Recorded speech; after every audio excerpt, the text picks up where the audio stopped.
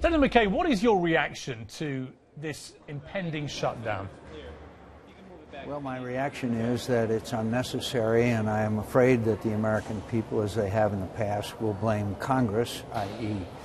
Republicans. And what's particularly disappointing is that Obamacare is going to have a lot of problems in its rollout. The president's polling numbers are falling in every category, and yet the story is to the American people that Republicans are fighting Republicans.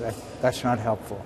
I mean, it's not helpful, but it happens to have the benefit of being true, doesn't it? What is going on with the heart of the GOP here? Because it seems to me that large numbers of your party don't realize what a potential laughingstock they are making of the entire party.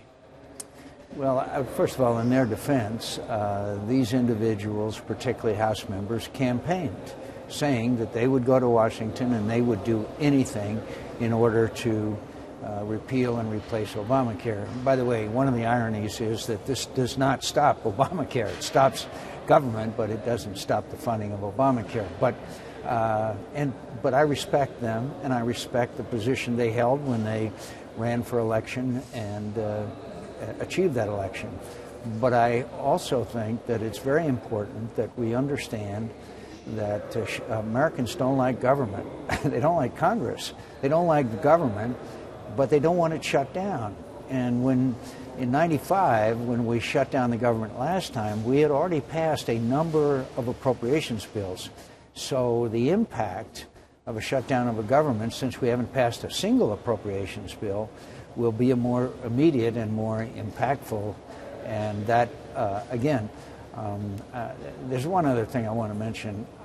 In 2009, I was on the floor of the Senate every single day fighting Obamacare, amendment after amendment. We didn't vote on it finally until Christmas Eve morning. I campaigned in 2012 as hard as I could to repeal and replace Obamacare. So we didn't win. And the other aspect of this is that if you really thought you could, on a path to repeal Obamacare, it would require 67 votes in the United States Senate.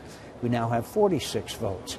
And that because 67, because that's the number of votes in the Senate that would be required to override a presidential veto. So my proposal is, why don't we go at it in the most unpopular provisions, such as the tax on medical devices, and let's rifle shot amendments so that we force people to vote on those and through the regular legislative process.